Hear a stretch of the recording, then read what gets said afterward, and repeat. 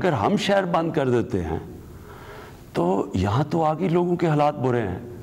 तो हम एक तरफ से बचाएंगे कोरोना से, दूसरी तरफ यहाँ तो भूख से मर जाएंगे लोग। हमारे जो डेली वेजर्स हैं, वर्कर्स हैं, वो बड़े पैमाने पे बेरोजगारी होगी। हुकूमत पर दबाव था कि कोरोना वायरस को तेजी से फैलने के रोकने के लिए मुकम्मल लॉकडाउन किया जाए और ताकि इस केसेस की जो रफ्तार है जो तेज़ी से बढ़ रहे थे उनको रोका जाए। लेकिन इस पर हुकूमत का मौक़िफ़ था कि हम मुकम्मल लॉकडाउन नहीं कर सकते। बिलखसूस इमरान खान बार बार ये कहते आए थे कि अगर मुकम्मल लॉकडाउन किया तो इससे मईशत को भी नुकसान होगा, इससे डेली वेजेस का बहुत ज़्यादा नुकसान होगा। तो मुकम्मल लॉकडाउन की तो मुखालफत की थी, लेकिन स्मार्ट लॉकडाउन की स्ट्रैटेजी हुकूमत ने अपनाई मिड जून के महीने में और इसके मुस्बत असरात नज़र आ रहे हैं क्योंकि पाकिस्तान में अब कोरोना वायरस के केसेस की तादाद बहुत तेज़ी से कम हो रही है।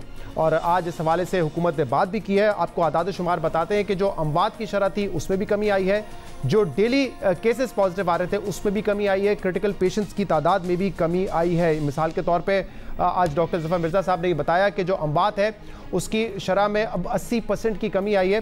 पहले ये देखा गया था जून के महीने में कि जो मुस्बत केसेस थे उसकी शरह 24% तक आ रही थी, 23-24% तक आ रही थी, यानी कि अगर 100 टेस्ट हुकूमत करती थी तो 24 लोगों को पॉजिटिव कोरोना वायरस आता था, लेकिन अब वो शरह गिरकर 6 से 7% हो चुकी है।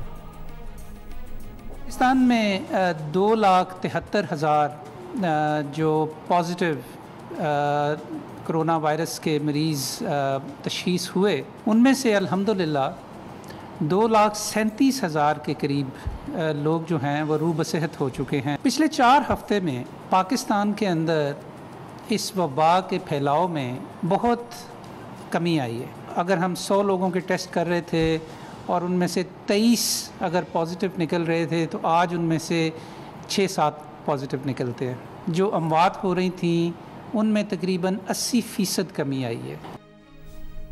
यकीनन पाकिस्तान के लिए एक अच्छी खबर है, एक मज़बूत खबर है कि जो स्मार्ट लॉकडाउन की स्ट्रैटेजी थी उसने काम करके दिखाया है। जो फैलाव था अब वो इतना तेज़ी से नहीं हो रहा। और आपको याद होगा कि जून के महीने में असद उमर साहब जो कि NCOC को हेड करते हैं, उन्होंने इस खदशे का इजहार किया था कि अगर हमने कुछ नहीं किया, हमने अपने तौर तरीक़ों को नहीं बदला और इन्फोर्स नहीं किया SOPs को या स्मार्ट लॉकडाउन को, तो हालात बिगड़ सकते हैं। और जुलाई के आखिर या अगस्त के शुरू तक ये जब मामला पीक पर जाएगा तो 10 से 12 लाख केसेस होंगे। लेकिन पाकिस्तान की जो स्ट्रेटजी थी ऐसा लगता है कि वो कामयाब हुई है और पाकिस्तान में जो टोटल केसेस की शरह है इस वक्त वो 2,73,000 है, यानी कि जहां हम तस्वर कर रहे थे कि ये प्रोजेक्शंस हमारी थी कि 10 से 12 लाख केसेस होंगे, अब तक हम 2,73,000 केसेस पर हैं। और ऐसा नहीं है कि इस खित्ते की वजह से पाकिस्तान को कोई बहुत बड़ा एडवांटेज मिल रहा है, क्योंकि हमारे पड़ोसी मुल्क इंडिया जिसने मुस्तकिल तकरीबन 1.5 से 2 माह का लॉकडाउन किया था, वहाँ पर अभी तक इस कोरोना वायरस की पीक नहीं आई है। जहाँ पाकिस्तान में रोज़ाना 1200-1400 केसेस आ रहे हैं और पॉजिटिव केसेस की शरह सिर्फ 7-8% है, इंडिया में रोज़ाना की बुनियाद पे 48,000-47,000 केसेस सामने आ रहे हैं। ये बात है कि इंडिया में जो केसेस जो टेस्टिंग हो रही है वो पाकिस्तान से बहुत ज़्यादा है, लेकिन जो इंडिया में पॉजिटिव केसेस की शरह है वो भी पाकिस्तान से ज़्यादा है। और इसी तरीके से जो अमवात हैं इंडिया में वो 32,000 हो चुकी हैं, जबकि पाकिस्तान में जो टोटल अमवात हैं कोरोना वायरस से वो 5,822 हैं। लेकिन आज डॉक्टर ज़फ़र मिर्ज़ा साहब ने बड़ा मोहतात अंदाज में ये बताया है कि दुनिया भर में ये देखा गया है कि जब मामलात खुले हैं, जब लॉकडाउन ख़त्म हुआ है, तो कोरोना वायरस की एक दूसरी पीक नज़र आई। और इसीलिए उन्होंने कहा है कि हुकूमत को और बिलखसूस अवाम को जो है मोहतात होने की ज़रूरत है, क्योंकि मुमकिन है ईद के बाद अगर हमने SOPs को फॉलो नहीं किया मुहर्रम और ईद में, तो शायद इन केसेस में दोबारा इजाफा हो सकता है। ये जो हम कह रहे हैं कि पाकिस्तान में केसेस के अंदर कमी हो गई, दूसरे ममालिक का तजर्बा अगर हम सामने रखें, इस बात का कवी इम्कान मौजूद है कि आने वाले वक्त में पाकिस्तान के अंदर भी केसेस में दोबारा बढ़ना शुरू हो जाएं।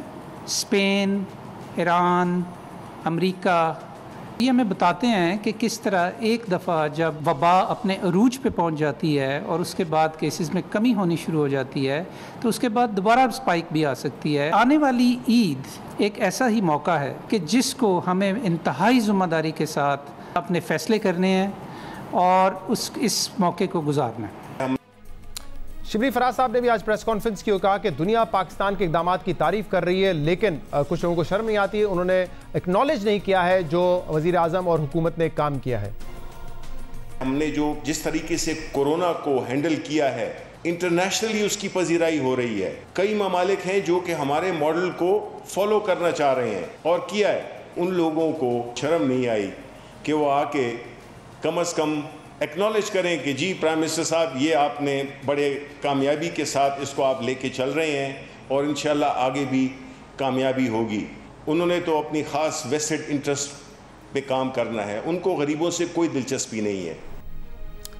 इशारा सिंध हुकूमत और पीपल्स पार्टी की तरफ था। पहले पीपल्स पार्टी शिकवा करती रही कि सूबे ने जो जो एफर्ट्स की थी इस कोरोना वायरस को हैंडल करने के लिए, उस पर हमारी तारीफ नहीं की गई। अब शिबली फराज कह रहे हैं कि जो हमने एफर्ट्स दिखाई हैं दुनिया उसकी तारीफ कर रही है, लेकिन कुछ लोगों को शर्म नहीं आई। उन्होंने एक्नॉलेज नहीं किया कि कितने अच्छे तरीके से पाकिस्तान ने इस वबा पर काबू पाने की कोशिश